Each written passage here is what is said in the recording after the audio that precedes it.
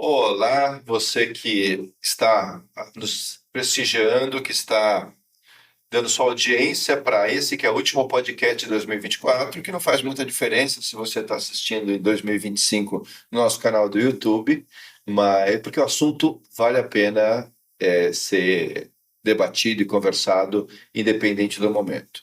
Esse vai ser um podcast, a segunda parte de um podcast muito especial sobre a reforma tributária, onde a gente está avaliando aqui qual é o impacto que a reforma tem sobre o negócio, a vida do empresário, do executivo, e como é que isso vai afetar o dia a dia de quem tem que produzir, de quem tem que mover a economia aí no Brasil. E como é que ele pode se preparar para isso, né? Numa linguagem que tenta ser menos jurídica e mais aliada aí aos negócios e ao nosso e a tomada de decisão. Para tratar dessa questão tão complexa e com muita propriedade, a gente trouxe aqui duas grandes especialistas na reforma tributária. A doutora Thalita Félix, que participou de uma série de discussões sobre essa questão. Ela é doutora pela PUC, ela preside o Comitê da Reforma Tributária dentro da ABAT.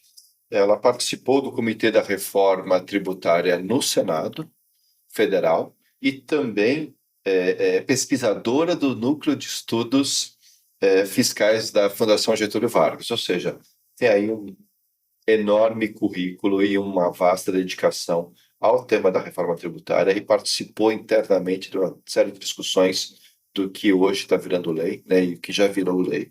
Muito obrigado, doutora Thalita, aí, pela sua presença, sua participação nesse podcast, que é a segunda parte. Se você quiser, entra lá no YouTube e veja a primeira parte também, que vale super a pena, onde a gente entra um pouco mais a fundo no que é a reforma tributária, quais são suas etapas e o que está acontecendo e o que pode ou não acontecer, né? Tira até alguns fantasmas aí de gente que acha que não vai ter reforma, bobagem, segundo as especialistas, não segundo a minha opinião.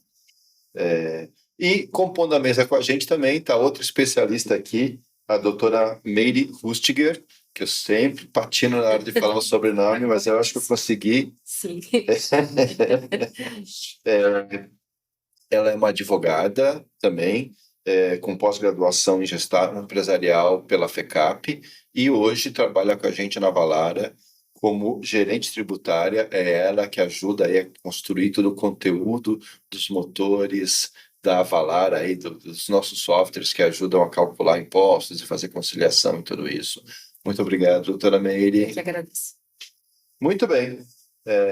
E como a gente deixou em suspenso aí no primeiro episódio, na primeira parte desse AvaCast, a gente começa com uma pergunta que eu acho que é um dos pontos fundamentais aqui do que a gente veio discutir.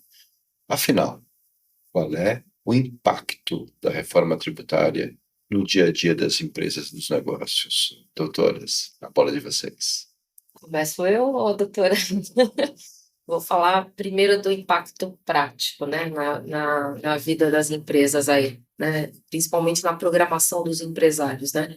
A reforma tributária, ela é uma reforma que ela não abrange só a questão tributária, né. Então, se o empresário estiver pensando, minha área tributária vai cuidar disso, né, no máximo o pessoal de TI, não envolve só área tributária, não envolve só TI, não envolve só contabilidade. A gente sabe que vão mudar também a questão de pagamento dos tributos, né, da apuração dos tributos, então já vai envolver aí tesouraria, já vai envolver uma questão grande relativa a fluxo de caixa, quando isso tudo estiver vigorando, vai envolver uma mudança em contratos de longo prazo. Então, se eu tenho contratos de longo prazo com preço já fechado, eu tenho que rever esses contratos. Então, isso é muito importante. Eu preciso pensar também na logística da minha empresa, porque a gente muda uma questão fundamental aí, que o ICMS era sempre no local da origem, né? E o ISS, na maioria dos casos, também. E a gente está deslocando, né, o local para o destino. Então, quando a gente falava daqueles benefícios fiscais, né, vários estados aí que concederam benefícios fiscais para atrair as empresas, isso acaba em 2032, né? A gente tem esse período de transição e isso vai acabar. Esses benefícios regionais, exceto Zona Franca de Manaus, eles vão acabar. Então, o empresário tem que pensar, vale a pena eu estar naquele estado mais distante, que o meu custo de logística compensava pelo meu benefício, mas e agora? Vai continuar compensando? Ou vai valer a pena eu estar mais próximo do meu local de maior distribuição?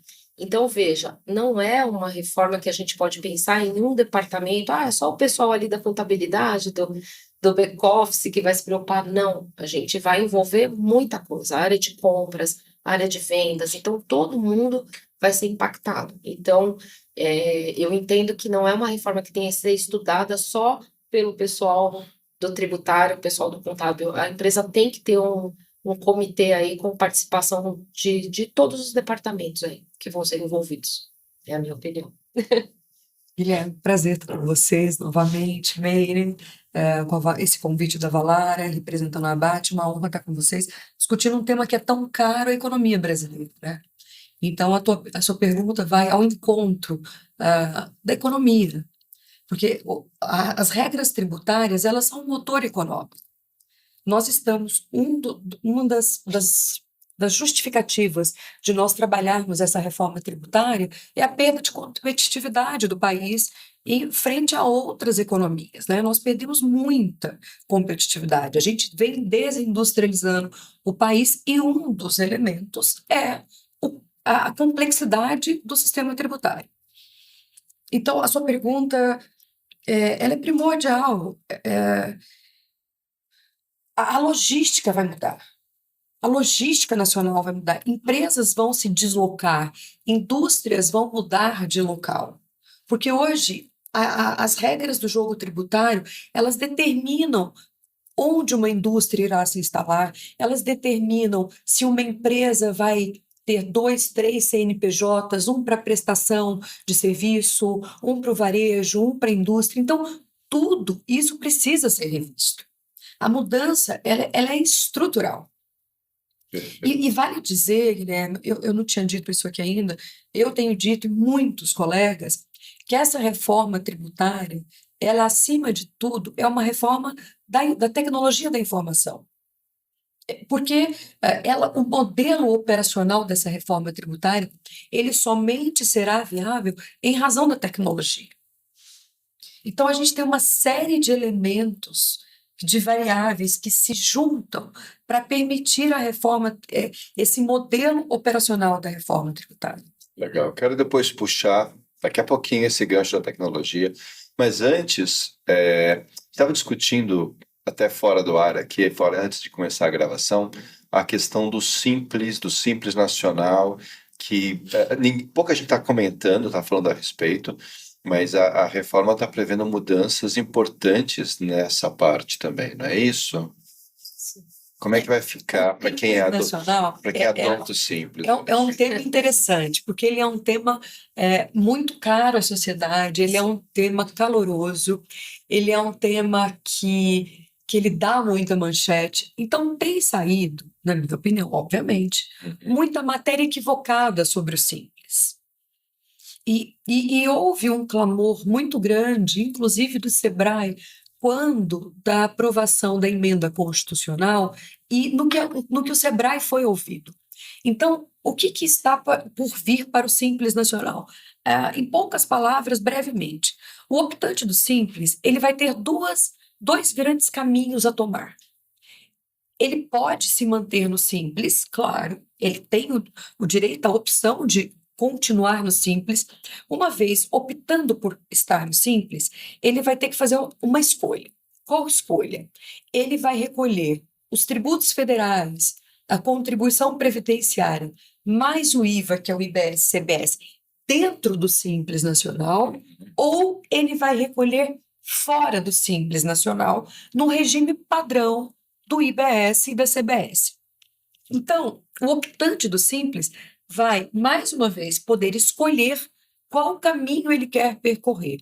E no que isso é relevante? Os dois, vale dizer, né, Jaime, que os dois permitirão a tomada de crédito pelo adquirente, pela pessoa jurídica adquirente, que não for optante do Simples. Então, isto foi um elemento para trazer competitividade para aqueles que estiverem no Simples.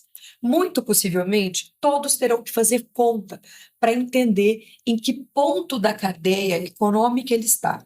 O que nós já podemos dizer que já é algo unânime é o seguinte: o empresário, o optante do simples, que está no meio de uma cadeia econômica, ou seja, que ele se relaciona, que ele presta serviço ou que ele vende produtos para outras empresas, outras pessoas jurídicas, muito possivelmente vai valer a pena para ele recolher IBS e CBS fora do simples, porque ele vai permitir que o contratante dele se valha de todo o tributo, de todo aquele tributo pago, aquele tributo cheio, certo? Agora, o optante do simples, que está lá na ponta da cadeia, que é o varejista que vende para o consumidor final diretamente, ele possivelmente vai recolher IBS e CBS junto com aquela guia única de arrecadação ali dentro daquela tabela progressiva, porque ele não vai transferir crédito. Então, isso vai, mais uma vez, depender de uma análise pontual, o que é normal, para que a pessoa se localize e se valha do melhor benefício tributário, benefício no sentido de tirar o melhor proveito legal desse novo modelo operacional. Não sei se me fiz claro. É um tema complexo, mas eu entendi. Do ponto de vista do tomador de serviço, da empresa contratante, que hoje tem um fornecedor, um serviço cujo prestador é Simples Nacional. Tem alguma diferença? Você fala, não, eu dou preferência, né? Para mim é mais interessante ter um prestador de serviço que paga tudo pelo Simples ou não? Eu prefiro ter um prestador de serviços que faz parte dentro e parte pelo novo sistema. Como isso vai funcionar? Tem alguma diferença ou para tomador de serviço vai ser diferente? Vai ter diferença. Por isso que o Sebrae brigou por essa segunda opção de recolher IBS e CBS por fora. Entendi. Agora, um detalhe para ficar claro. O optante do Simples, quando iniciar o ano, ele vai ter que dizer: eu vou recolher tudo por dentro ou eu vou recolher tributação federal por dentro, IBS e CBS por fora. Ele tem que, essa opção ela valerá para o ano inteiro. Ele não pode mudar ao longo do ano. Ele pode mudar no exercício seguinte. Tá? E um outro ponto que é importante deixar claro: esse cálculo, essa aparente complexidade, ela vai ser descomplicada porque o sistema, o próprio sistema vai fazer esse cálculo para o contribuinte. O que é fundamental é que o empresário acompanhe, ele tenha um compliance para dizer se aquilo que estão contando para ele está correto. Certo? Então, assim, essa descomplicação vai sair do contribuinte. Agora, ao invés do contribuinte ter que contar o que ele fez e o fisco validar, o fisco vai contar para ele o que ele fez e o contribuinte vai validar. Vai validar de que forma? Através de sistemas operacionais que vão que vão validar aquilo que o fisco está dizendo. Tá. Melhorou? Sim. Acho que sim. É uma mudança conceitual. Bastante grande. Bastante. Muda o eixo, né? Muda o eixo. Assim como vai ser uma mudança cultural grande a questão do imposto por fora e imposto por dentro, né? Ou seja, hoje o brasileiro está acostumado a ver o valor cheio de tudo, seja de um serviço, seja do produto na gôndola, e pelo menos a prestação de serviços ou na uma indústria que vai adquirir um produto, o ideal é que você tenha o valor, né, exposto e os impostos vão estar por fora, né? É uma mudança do paradigma atual, correto? Perfeito. E eu gosto, esse tema, ele me é muito caro particularmente. Eu vou contar um episódio que eu vivi em uma das reuniões que nós tivemos com o senador Efraim Filho, no Comitê de Assuntos Econômicos no Senado Federal. Eu participei da equipe técnica dele, e essa história eu acho muito interessante, Meire. A gente teve um dia que a gente fez uma reunião das 8 da manhã às 7, 8 horas da noite com ele.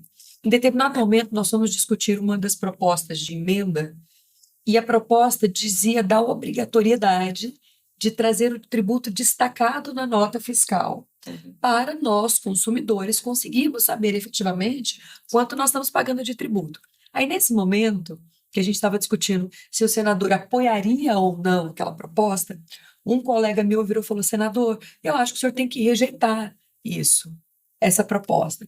E começou a justificar. Em determinado momento, ele virou e falou assim: senador, se as pessoas souberem quanto elas pagam de tributo, elas irão se revoltar. Aí nessa hora, eu não aguentei. Era uma reunião por vídeo online. Aí eu abri meu áudio, nem levantei a mãozinha, nem fui educada. Falei, senador, mas é justamente isso. Nós precisamos, a sociedade precisa entender quanto ela paga de tributo. Transparência, né? Transparência é um dos princípios da Constituição, justiça fiscal. Então, é consciência, a gente usa até um termo, Guilherme, que é consciência, é cidadania fiscal. Você saber quanto você paga de tributo você paga, você está pagando aquilo. O que acontece é que hoje a gente não tem consciência disso. Então, e quando ele virou e falou isso, vai trazer uma revolta. Eu falei, senador, tem que acontecer essa revolta na sociedade, porque só a partir desta revolta nós teremos consciência do quão é relevante nós acompanharmos os gastos públicos, porque os gastos eles só acontecem em grande parte em razão da necessidade de custeio do Estado. Então, se a gente não sabe quanto a gente gasta e quanto se arrecada, tá errado. Bem, muito bem. Vai ser um tema complexo. Vai ser uma mudança fiscal, uma mudança cultural, uma mudança contábil, uma mudança estratégica. E para ajudar um pouco mais, pelo que eu entendi até no primeiro episódio aqui, a gente vai ter uma mudança em paralelo com o que nós já temos hoje. Ou seja, nós vamos ter um período de transição aí de 7 anos, é isso? Nos quais, além da gente continuar valendo um sistema tributário que, por muita gente, né? E aqui nessa mesa é consenso isso, é o mais complexo do mundo, ele vai continuar existindo ao mesmo tempo em que a gente vai começar a implementar o novo modelo. Ou seja, nós teremos 2 modelos em paralelo. Sim. É isso mesmo? Como é que isso vai funcionar?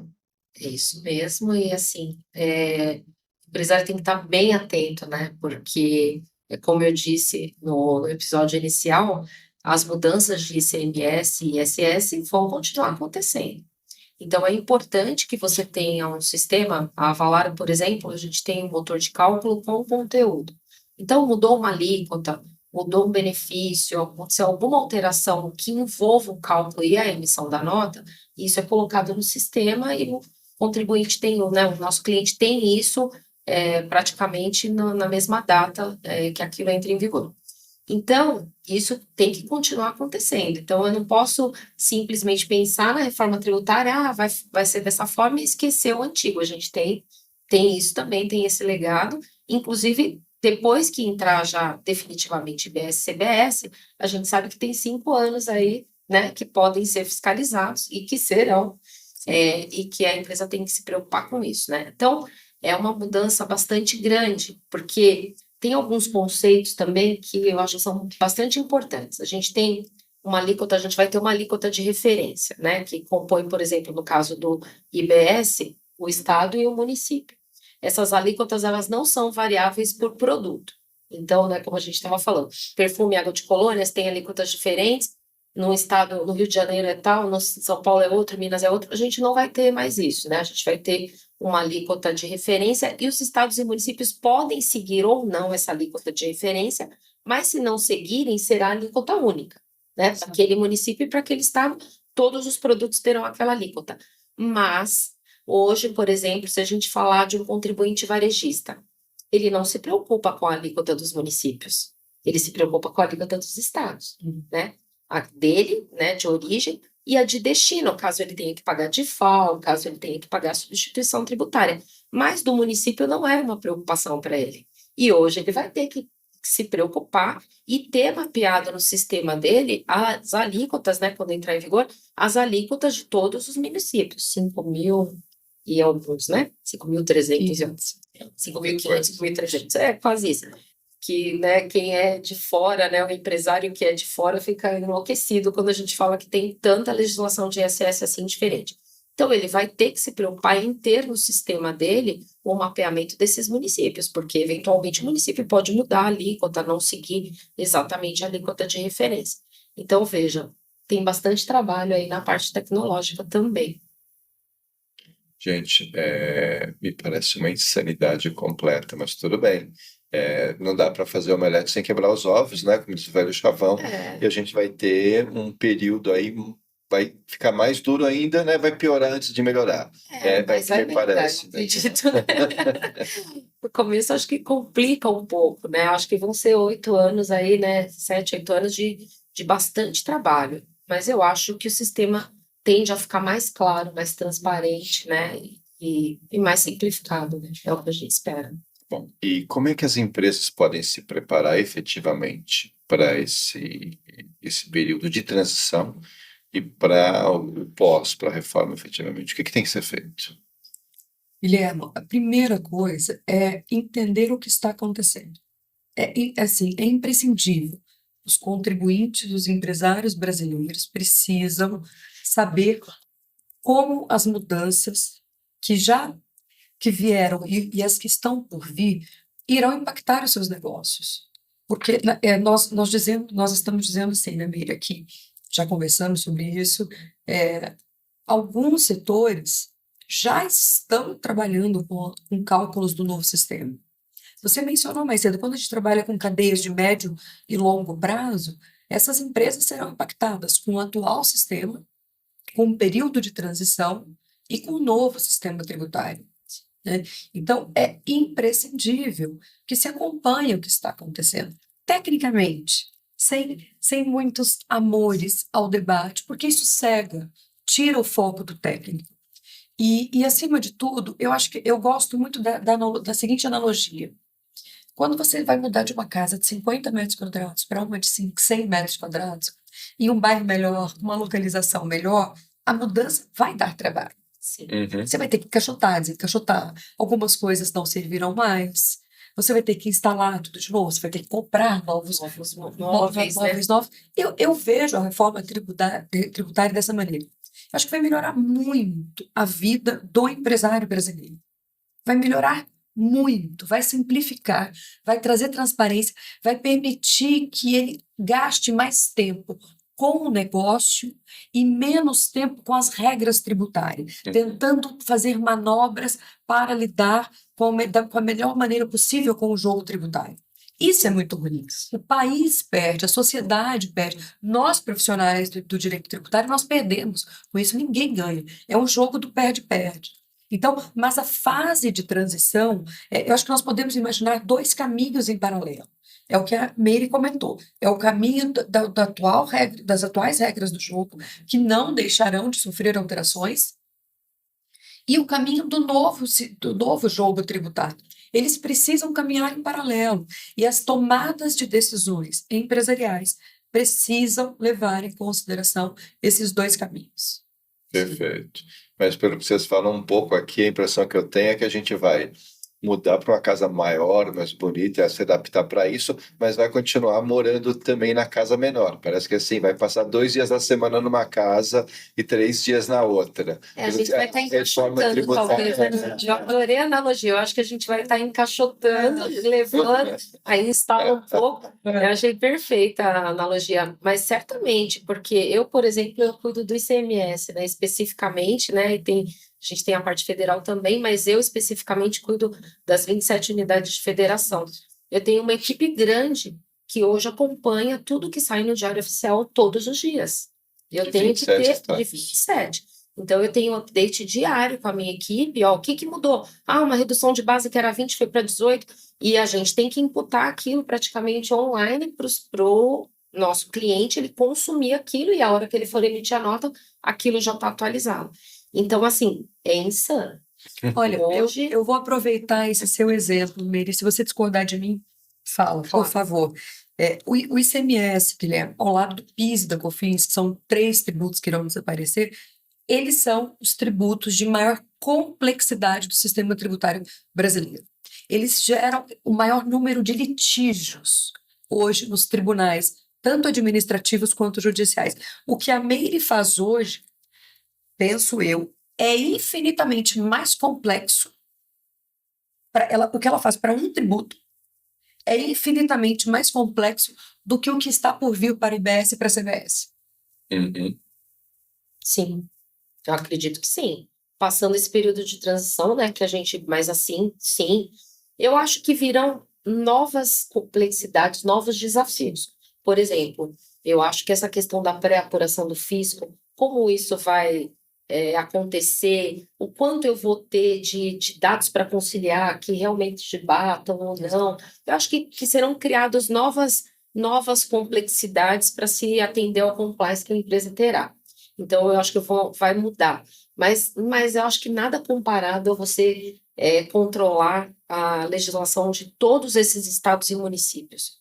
As empresas que operam hoje prestando serviço em vários municípios, que tem retenção, não tem retenção, é devido no local da origem, é devido no destino, alíquotas diferentes. Isso é uma loucura, gente. Guias diferentes, a gente não tem uma nota padrão ainda de serviço para nacional, né? Então, nada se compara a essa complexidade. Então, certamente morar na casa nova será mais agradável. Mas é uma mudança que vai durar, vai levar A gente 7 anos para a gente está acontecer, botando né? as caixas. Vai ser uma caixinha por um semana. Porque, Guilherme, que foram necessários todos esses anos de transição para o contribuinte, porque existem benefícios do ICMS, que é a área da Meire, né, cada estado concedendo benefícios para empresas, cada benefício de uma forma, benefícios que não são públicos, que não são claros, não são divulgados. Esses benefícios que a gente chama de condicionados, que os empresários implementaram condições para consegui-los, eles somente se encerram em 2032. Entendi. Então, se a reforma tributária entrasse em vigor antes, ela desrespeitaria muitos desses benefícios, o que geraria nova litigiosidade brasileira. Perfeito. Aproveitando aí essa analogia da mudança, a gente sabe que uma mudança ela não começa no dia que você pega a chave da casa nova. Talvez sim, mas enfim, no momento em que você põe o caminhão parado na sua casa, começa a colocar os caixotes, você vai para lá. Você tem que começar, né, antes a chamar o arquiteto, planejar os móveis novos, orçar esses móveis, ir na loja, pedir para a pintura da casa, uma possível reforma. Você tem toda uma organização prévia para depois começar a mudança efetivamente.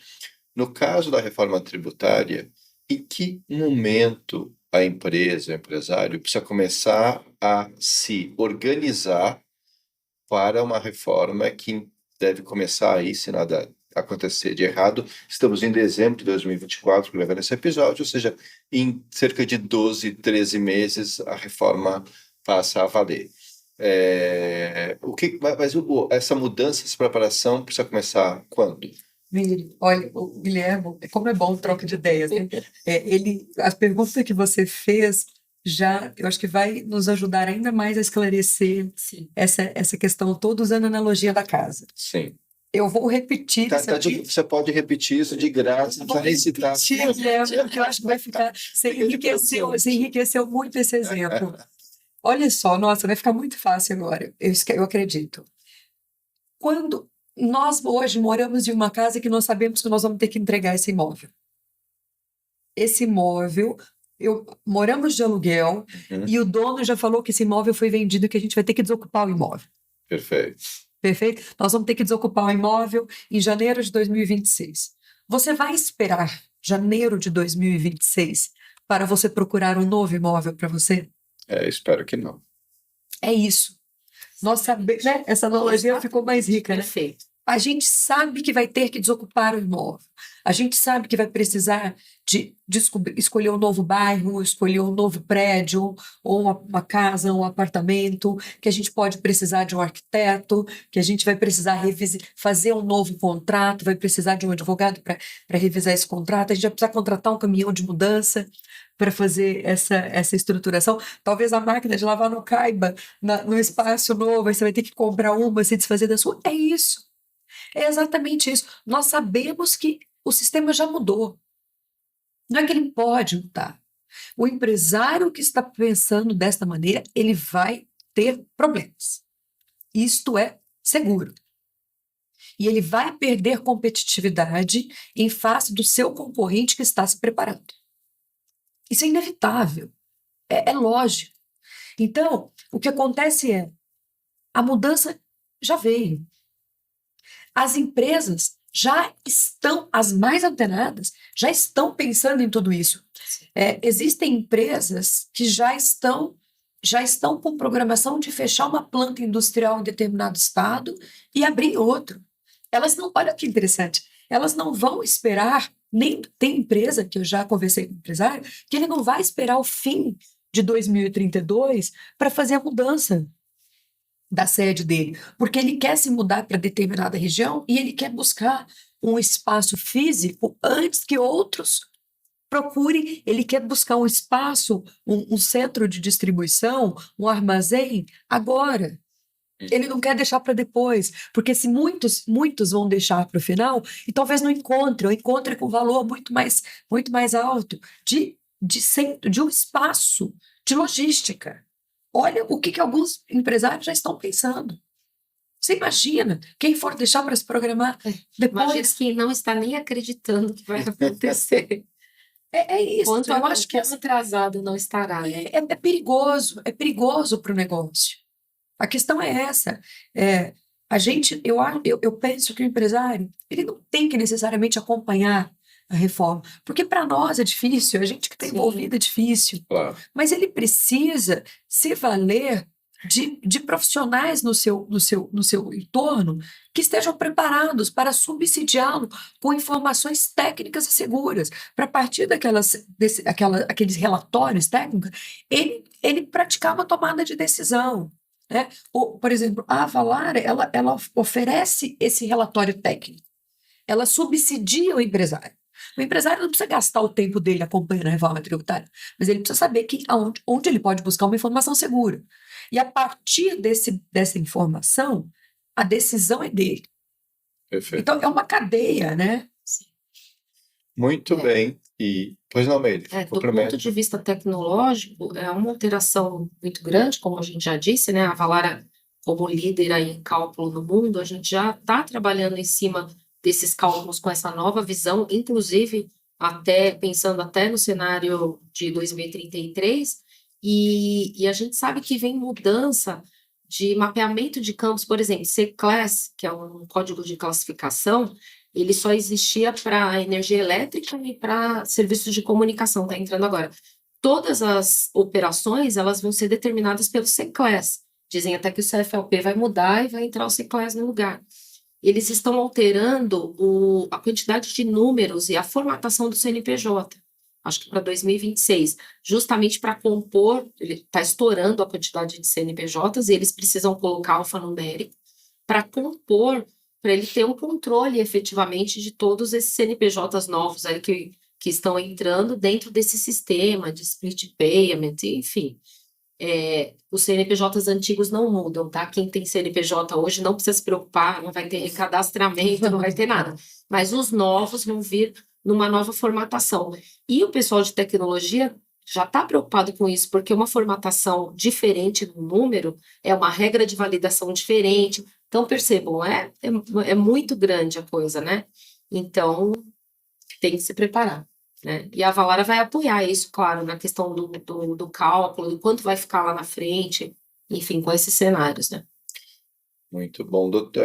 Já que a gente entrou em tecnologia, né, isso é o gancho que eu precisava para a próxima pergunta aqui que a gente tinha preparado, porque a doutora Thalita, num webinar recente da Avalara, e até na primeira parte desse Avacast, aqui no primeiro episódio, comentou um pouco sobre isso. A gente, segundo ela, essa é uma reforma tributária que depende da tecnologia, né? O papel da tecnologia é fundamental para que ela aconteça. Eu queria que você desenvolvesse rapidamente sobre isso, doutora. Por que você considera que a tecnologia está movendo a reforma tributária?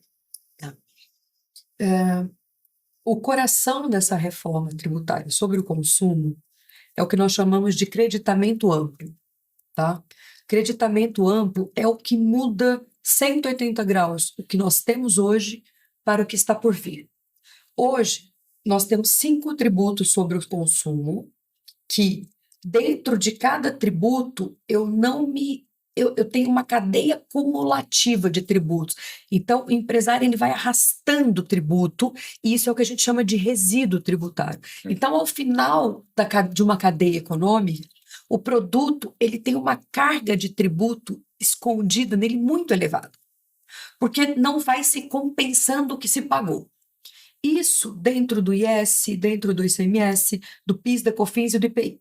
Perfeito. Então, dentro de cada tributo, eu tenho muito acúmulo de tributo. E entre eles, eu não compenso. Então, eu tenho problema dentro e entre eles. Hoje, a gente vai ter um tributo com 2 filhotes, com a mesma estrutura. Um tronco normativo, mas com uma subdivisão, mas a estrutura é a mesma. E esse novo tributo, que é o IVA, imposto sobre o valor que se agrega, não que se acumula. Então, esse novo tributo, o coração da estrutura dele é a não cumulatividade ampla. O que significa? Tudo aquilo que eu, pessoa jurídica, paguei, tudo, Guilherme, absolutamente tudo que eu adquiri para a minha PJ, com exceção de bens para uso e consumo pessoal, que isso não é da pessoa jurídica, mas tudo aqui, o que a minha PJ contratar ou adquirir, eu pago tributo quando eu comprei, quando eu adquiri, né? Suponhamos, eu sou uma pessoa jurídica que presta serviço de advocacia, mas eu compro máquinas, eu faço uma série de aquisições. Hoje eu não me acredito de nada disso. Neste novo sistema, tudo aquilo que eu adquirir, eu vou pegar aquele tributo que eu paguei e descontar do tributo que eu devo pagar. Então, isso é o que a gente chama de não cumulatividade ampla. Ampla, porque pega tudo. E esta não cumulatividade ampla, a ferramenta de instrumentalização é o que nós chamamos de splitar o pagamento, que é o tal split payment, que é dividir o pagamento, que nada mais eu posso citar uma empresa de transporte coletivo, de Uber, Uber aqui, hoje o Uber, essas empresas, iFood, que você contrata e você faz uma aquisição via plataforma, o que acontece? A plataforma recebe o dinheiro daquele transporte, da comida, e ela pega parte do dinheiro e manda para o restaurante e parte paga o tributo. Não vai tudo para o bolso do restaurante e o restaurante depois paga o tributo. Então, essa separação, perdão, eu falei que a plataforma paga o tributo, mas essa separação, perdão, mas não essa separação do pagamento e do tributo é o que vai acontecer no novo modelo. Isto só é viável em razão da tecnologia da informação, desses novos modelos de tratativa de dados. Então, o coração da reforma vai ser resolvido pela tecnologia. Perfeito. E isso aí tem uma crítica muito interessante que muitos dizem, mas nenhum país europeu conseguiu realizar isso. Por que nós vamos conseguir? Simples, por 2 motivos. Nenhum país europeu, nenhum país no mundo tem um sistema de pagamento de bancos tão atualizado, tão moderno quanto o Brasil, como o PIX. Sim. E não tem notas fiscais eletrônicas. Então, a junção das notas fiscais eletrônicas com esse modelo de pagamento, por exemplo, o PIX, permite essa separação do pagamento. E isso viabiliza uma celeridade de creditamento, reduz fraudes, o que permite uma redução de alíquota, traz uma série de benefícios. E tudo isso também é muito novo. E o contribuinte vai ter que acompanhar esse splitar, essa separação, via modelos operacionais, por esses sistemas de tecnologia. Exatamente, o sistema de conciliação, né, dessa pré-apuração para efetivamente fazer os ajustes que sejam necessários, né? E aí quem entra Valaro? Sim, aí quem entra Valaro. Apoiando justamente nessa questão, primeiro, do cálculo, né, do que efetivamente vai em nota e isso estar correto, e depois na conciliação dessa pré-apuração, porque a gente sabe que vão ter ajustes, né? Terão ajustes. Tem muitas questões aí nessa questão do pagamento, né? Pagamento parcelado, como é que isso tudo vai acontecer, como esse controle do creditamento vai acontecer. Então, isso são questões importantes. Perfeito. E finalmente aqui, para a gente encerrar, que o nosso tempo já está estourado, já foi avisado ali, que a gente já precisa entrar no final. E para a gente terminar com um ponto mais positivo, já que a gente, né, reforçou tanto aqui a complexidade, o que vai ser, né, de desafiador ter esse momento, principalmente de transição de um modelo que é muito complexo para outro que promete ser mais simples, mas que, antes de simplificar, vai complicar um pouco mais. Parece que toda essa mudança também traz algumas oportunidades para os empresários, né? Algumas empresas podem se beneficiar dessa mudança do sistema. Queria que vocês me falassem um pouco sobre isso e como é que isso pode acontecer. Guilherme, essa talvez seja a pergunta mais importante e interessante que você tenha feito, né? Primeira coisa, vai aumentar a competitividade das empresas brasileiras no mercado internacional. O mercado internacional recebeu muitíssimo bem a aprovação de um IVA brasileiro, porque agora eles podem compreender a tributação brasileira.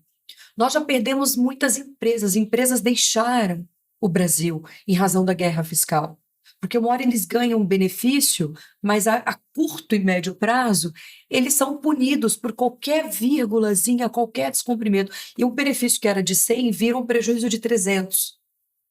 E a gente não consegue explicar para as empresas estrangeiras o que se acontece na tributação brasileira.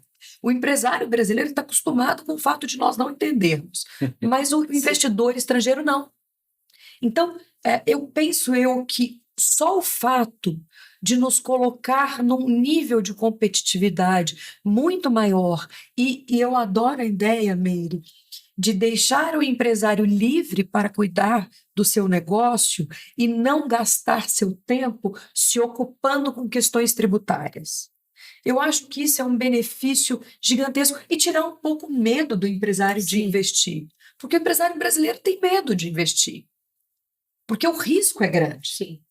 Né? O risco de compreensão das regras. Certamente.